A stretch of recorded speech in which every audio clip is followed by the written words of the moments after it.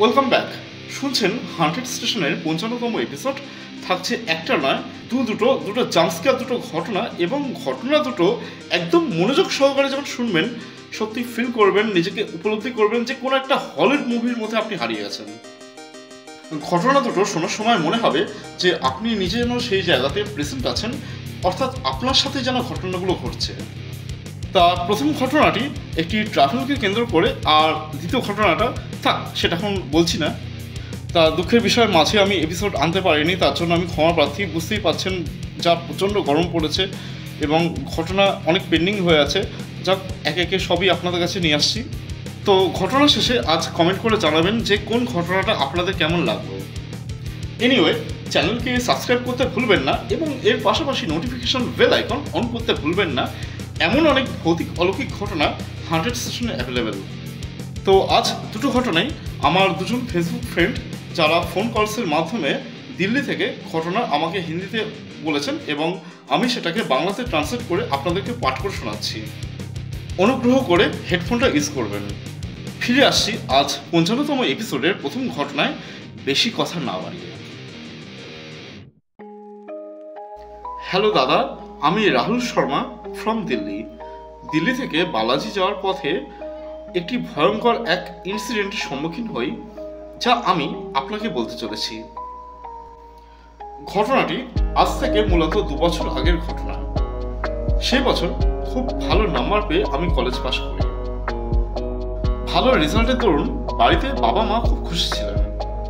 আমার খুব কাছের অর্থাৎ খুব ক্লোজ ফ্রেন্ডরা আমরা একসাথে ঠিক করি যে আমরা সবাই মিলে বালাজি যাব। বাড়িতে বাবা মার সাথে এই বিষয়ে কথা বলি। আমি বাবাকে বললাম, বাবা আমরা 4 বন্ধু মিলে একবার ঘুরে আসি। বাবা জিজ্ঞাসা করেন, 4 বন্ধু কে কে? আমি বললাম, আমি, মোহিত, বিজয় আর দীনেশ। বাবা বললেন, শুধু 4 জন মিলে অত দূর যাবে গাড়ি করে? না, যাওয়া হবে না। আমি বাবাকে বললাম, বাবা শুধু আমরা 4 জন কেন, আমাদের ড্রাইভারও তো আমাদের সাথে থাকবে, কোনো অসুবিধা হবে না। কিন্তু বাবা কোনো মতেই রাজি হচ্ছিলেন না। আমার অনেক রিকোয়েস্ট করাতে শেষমেশ বাবা রাজি হলেন। তা গাড়ি করে খুব আনন্দের সাথে আমরা সেখানে গেলাম। সময়টা তখন গ্রীষ্মকাল। আমরা বাবাকে বলেছিলাম যে আমরা সেদিনই ফিরবো, তাই সেখানে ঘোরাফেরা হয়ে গেলে আমরা সেদিন ফেরার জন্য রওনা দিই। গাড়িতে আমরা 4 বন্ধুরা খুব আনন্দ করে ফিরছিলাম। হাসি ঠাট্টা করতে করতে বলছিলাম, এবার থেকে কিন্তু আমাদের ঘোরা বন্ধ, কারণ এবার বাড়ির দায়িত্ব নিতে হবে। মোহিত বলল, আরে আমরা এখন কেন বাড়ির দায়িত্ব নেব, আঙ্কেলকে বলে দিবি, আমরা তো এখন বড়ই হইনি। এই কথা শুনে আমরা সবাই হেসে উঠলাম। আমাদের সাথে আমাদের ড্রাইভারও হেসে উঠলেন। আমরা যে রাস্তা ধরে আসছিলাম, অর্থাৎ যে রাস্তা ধরে আমরা বাড়ি ফিরছিলাম বন্ধুরা মিলে, তা সেখানকার একটা পারিপার্শ্বিক বর্ণনা দিয়ে রাখি। রাত তখন মোটামুটি ওই 8টা হবে। জায়গাটা খুবই একটা শান্ত নির্জন, আশপাশটা একটু জঙ্গলাগীন অঞ্চল, পরিবেশটা একদম শান্ত, খুবই একটা ফাঁকা এরিয়া। আর গাড়িতে বন্ধুরা মিলে সবাই আমরা বেশ গল্প হাসি ঠাট্টাতে তখনও মনের মধ্যে আমাদের কোনো ভয় সৃষ্টি হয়নি। জঙ্গলের পাশে একটা ফাঁকা রাস্তার কাছে কেন জানি না ড্রাইভার গাড়িটাকে অন্যদিকে ঘুরিয়ে দেয়। ছোটখাটো একটা অ্যাক্সিডেন্ট আমাদের সাথে হয়ে যায়। খুব কষ্ট করে আমরা সেই গাড়ি থেকে বেরোই। আমাদের অল্প অল্প আহত লেগেছে। দীনেশ ড্রাইভারকে জিজ্ঞাসা করে, কি ব্যাপার, তুমি গাড়ি এদিকে ঘোরালে কেন? সে সময় ড্রাইভারকে দেখে মনে হচ্ছিল খুব ভয় পেয়েছে। আমি বললাম, কি হয়েছে বলো? ড্রাইভার আমাকে বলল যে, দাদা আমি সত্যি কথা বলছি, আমি নিজেও বুঝতে পারছি না যে এমন কেন হলো। গাড়ির স্টিয়ারিংটা অটোমেটিকভাবে ডান দিকে ঘুরে গিয়ে ধাক্কা লেগে গেল। আমরা ড্রাইভারের কথা শুনে খুব অবাক হয়ে যাই, এটা কি করে সম্ভব। এমন সময় আমার মোবাইলটা বেজে ওঠে। দেখলাম বাবা ফোন করেছেন। ফোনটা রিসিভ করে বললাম, বাবা মনে হচ্ছে না যে আমরা আজকে রাতে বাড়ি ফিরতে পারবো। বাবা রেগে জিজ্ঞাসা করলেন, কেন, কি হয়েছে? আমি বললাম, বাবা আমাদের গাড়ির অ্যাক্সিডেন্ট হয়ে গেছে, তাই আমরা গাড়ির বাইরে দাঁড়িয়ে আছি। ফোনের ওপার থেকে বাবা বললেন, আচ্ছা তোর মিথ্যে বলা শুরু হয়ে গেল, তুই আমাকে বোকা বানাচ্ছিস। আমি ওসব কিছু শুনবো না, তুই তাড়াতাড়ি বাড়ি আয়। আমি বললাম, না বাবা, আমি মিথ্যে বলছি না, তুমি এদেরকে জিজ্ঞাসা করে নাও। বিজয় ফোনটা ধরে বলল, হ্যাঁ আঙ্কেল, আমাদের সত্যি অ্যাক্সিডেন্ট হয়ে গেছে। বিশ্বাস না হলে আমরা ছবি তুলে পাঠাচ্ছি। গাড়িটার 5-6টা ছবি তুলে আমরা বাবার ফোনে হোয়াটসঅ্যাপে পাঠালাম। ছবিগুলো দেখার কিছুক্ষণ পরেই বাবা আমাকে ফোন করে আর বলে, তোরা গাড়ির মধ্যে আর প্রবেশ করবি না। বাবা বলে, দেখ, তুই যা চাইবি আমি তাই দেবো, কিন্তু ওই গাড়িতে আর প্রবেশ করবি না। আচ্ছা, তোমরা দেখো ওখানে কোনো বাস বা কোনো গাড়ি যাচ্ছে কিনা, তাহলে তোমরা ওই গাড়িতে উঠে পড়ো। যদি বাস না যায়, তাহলে যদি কারোর কোনো পার্সোনাল গাড়ি থাকে তাহলে উঠে পড়ো, যত টাকা লাগে আমি দেবো, কিন্তু ওই জায়গা তাড়াতাড়ি ত্যাগ করো। বাবার কথা শুনে একটু অবাক হলাম। ভাগ্যবশত সেখান থেকে একটা বাস যাচ্ছিল, আমরা সেই বাসে উঠে পড়ি। বাসে উঠে বাবাকে ফোন করি। বাবা জিজ্ঞাসা করেন, তোরা সবাই বাসে উঠেছিস তো? আমি বললাম, হ্যাঁ বাবা, আমরা সবাই বাসে উঠে পড়েছি। এরপর আমি জিজ্ঞাসা করলাম, বাবা, তুমি এত চিন্তিত হয়ে ভয় ভয়ে কেন কথা বলছিলে, আর কেনই বা ওই জায়গা খুব তাড়াতাড়ি ছেড়ে দিতে বলছিলে? বাবা তখন বললেন, যে ছবিগুলো আমাকে পাঠিয়েছিস সেই ছবিগুলো খুব ভালো করে দেখ, ভালো করে ছবিগুলো দেখবি, তাহলে বুঝতে পারবি ওর মধ্যে কি আছে। আমি ও আমার বন্ধুরা সবাই বাবার কথা শুনে খুব অবাক হলাম। আমি বললাম, চলতে ভাই দেখি ওই ছবিগুলোতে কি আছে। আর যখন ছবিগুলো আমরা দেখলাম, আমরা যা দেখতে পেলাম তা দেখে আমাদের মনের অবস্থা যা হলো তার বলে বোঝানো যাবে না। ছবিটা জুম করে দেখতে পেলাম গাড়ির সামনের সিটে বসে আছে কি ভয়ঙ্কর এক মহিলা, যা কোনো মানুষ তো হতেই পারে না। ছবিগুলো দেখার পর আমাদের আর এটা বুঝতে বাকি রইল না যে ওই ড্রাইভারের কোনো দোষ ছিল না, সে নিজের মতন ঠিক করেই গাড়ি চালাচ্ছিল।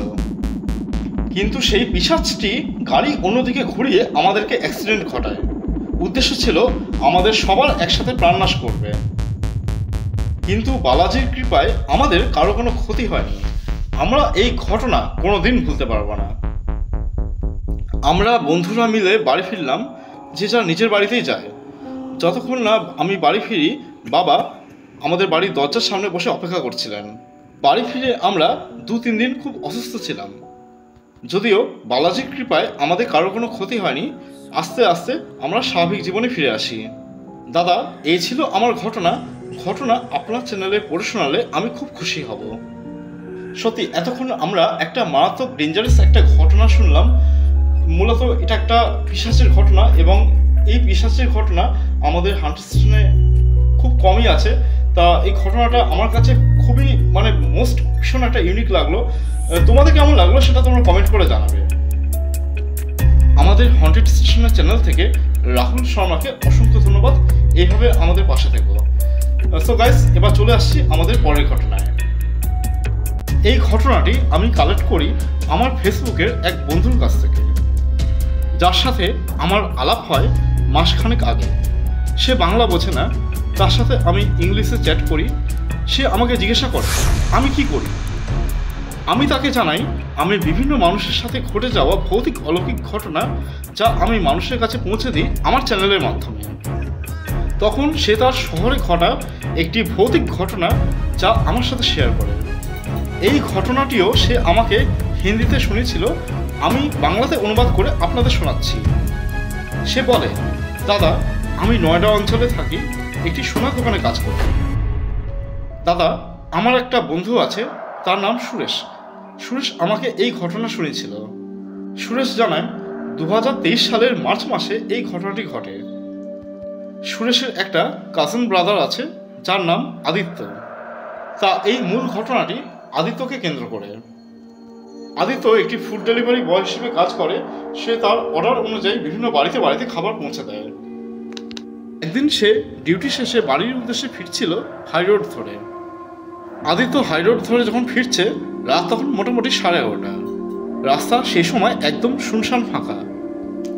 হঠাৎ আদিত্যর চোখে পড়ে রাস্তার পাশে একটি মেয়ে অসহায় অবস্থায় দাঁড়িয়ে আছে।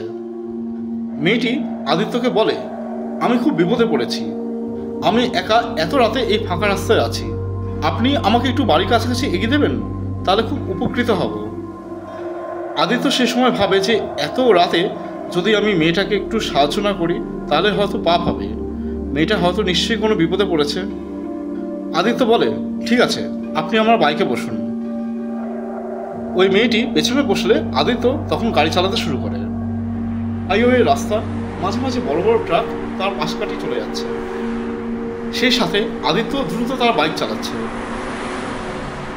এরপর আদিত্য লক্ষ্য করলো যে ট্রাকগুলো তার পাশ দিয়ে যাচ্ছিল, সেই ট্রাকের ড্রাইভারগুলো তার দিকে যেন একটা অদ্ভুত দৃষ্টিতে তাকাচ্ছে এবং সেই সাথে তাকে যেন কিছু বোঝানোর চেষ্টা করছে।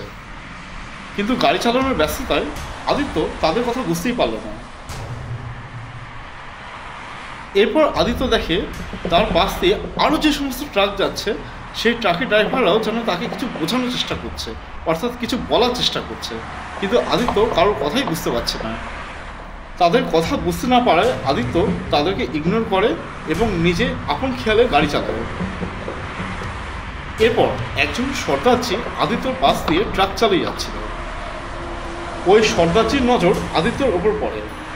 সর্দারজি আদিত্যকে গাড়ি থামাতে বলে, কিন্তু আদিত্য পুনরায় তার কথা বুঝতে না পারায় তাকে আবার ইগনোর করে। সর্দারজির কথা বুঝতে না পারায় এরপর সর্দারজি তার ট্রাকের গতি আরও অনেক বাড়িয়ে দেয়। ট্রাকের গতি বাড়ানোর ফলে ট্রাক যখন আদিত্যর বাইককে ছেড়ে অনেক দূর এগিয়ে যায় এবং সেই ট্রাক তারপর রাস্তা ঘিরে দাঁড়ায়। উদ্দেশ্য আদিত্য যেন আর বাইক নিয়ে এগোতে না পারে। তা সেই সর্দারজি ট্রাক থেকে নেমে একটা লোহার অস্ত্র নিয়ে আদিত্যর দিকে এগোতে থাকে। সেই লোহার অস্ত্র নিয়ে সর্দারজিকে এগোতে দেখে আদিত্য খুব ভয় পায় এবং সেই সাথে খুব চিন্তিত হয়। সর্দারজি যখন আদিত্য অনেক কাছে চলে আসে তখন আদিত্য দেখে সেই অস্ত্র দিয়ে সর্দারজি তার পেছনে যেন জোরে আঘাত করছে, আর সেই সাথে আদিত্য অন স্পট ওখানেই অজ্ঞান হয়ে পড়ে যায়। জ্ঞান ফেরা অবস্থায় আদিত্য দেখতে পায় সে হসপিটালে বেডে শুয়ে আছে। উঠে বসার চেষ্টা করলে আদিত্য তার ঘাড়ে যেন প্রচণ্ড ব্যথা অনুভব করে। সে দেখে তার ঘাড়ে ব্যান্ডেজ করা আছে। জ্ঞান ফিরেছে এই কথাটি শুনে সর্দারজি ওই ছেলেটির সামনে আসে, তাকে জিজ্ঞাসা করে এখন তার শরীর কেমন আছে। সে বলে এখন ঘাড়ে সে যেন প্রচণ্ড ব্যথা অনুভব করছে। সর্দারজি বললেন, হ্যাঁ সে তো হবেই। আদিত্য বলে, সে রাতে কি দেখেছিলেন আপনি? উত্তরে সর্দারজি বললেন, সেদিন আমি দেখলাম একটি বড় বড় দাঁতওয়ালা মেয়ে তোমার গাড়ির পেছনে বসে তোমার ঘাড়ে দাঁত বসিয়ে তোমার ঘাড়ের মাংস খাচ্ছিল। যেহেতু তখন তুমি তার জাদুর মধ্যে আবদ্ধ ছিলে তাই তুমি সে সময় কিচ্ছু বুঝতে পারোনি, কিন্তু সে মজা করে তোমার শরীরের মাংস খাচ্ছিল। এরপর আদিত্য তার জীবন বাঁচানোর জন্য সর্দারজিকে অনেক ধন্যবাদ জানায়। এরপর সর্দারজি তাকে বলে এরপর কোনো মেয়েকে এরকম রাত বিরাতে একা দেখলে কখনো আর সাহায্য করতে যাবে না, এতে নিজের অকাল মৃত্যুও ঘটতে পারে। সত্যি খুবই মারাত্মক ডেঞ্জারাস একটা ঘটনা এতক্ষণ শুনলাম। ভাবো তো, তুমি গাড়ি নিয়ে বাইক নিয়ে তুমি ফিরছো আর কেউ তোমাকে লিফট দিতে বলছে, তা তুমি তাকে গাড়িতে তুললে এবং সে তোমার পিঠ থেকে এরকম মাংস খুবলে খাচ্ছে, যার কোনো ব্যথা বা কামড়ানোর কোনো অনুভূতি তুমি পাচ্ছ না। তুমি এমন একটা জাদুটোনার মধ্যে আবদ্ধ হয়ে গেছো বা বন্দী হয়ে গেছো যেটা তুমি উপলব্ধি সেটা করতে পারছো না। তা কেমন হতে পারে এই সিচুয়েশনটা? এরকম একটা সিচুয়েশন যে কাউকে সাহায্য করতে গিয়ে নিজের অকাল মৃত্যুকে ডেকে আনা। সত্যি এই ঘটনাটা কতটা মারাত্মক লেভেলে হতে পারে। তো কেমন লাগলো এই ঘটনাটা তোমরা প্লিজ কমেন্ট করে জানিও।